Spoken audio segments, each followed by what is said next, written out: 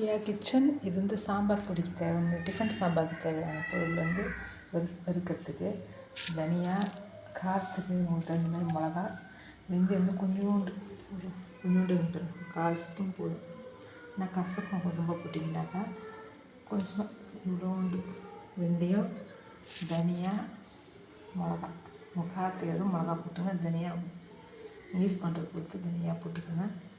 கடலைப்பருப்பு கொஞ்சம், பெருங்காயம் கடாய் காஞ்சினா கடலைப்பருப்பு சேர்த்து கொஞ்சம் செவக்கிற மாதிரி கொஞ்சம் செவந்தோடனே அதுக்கு மற்ற பொருள்லாம் போடணும். ஃபஸ்ட்டு கொஞ்சம் வறுத்துக்குங்க. கொஞ்சம் லைட்டாக கலர் மாறினா மற்ற பொருள் எல்லாம் சேர்த்துங்க. வெந்தயம் கொஞ்சோண்டு, மிளகா, தனியா சேர்த்து கொஞ்சம் நல்லா வறுக்கணும். கம்மியாக தான் வறுக்கணும். பெருங்காயத்தூள் கொஞ்சம் போட்டு எண்ணெய் சேர்த்து நல்லா வறுத்துட்டு ஆற வச்சுன்னா பொடி பண்ணி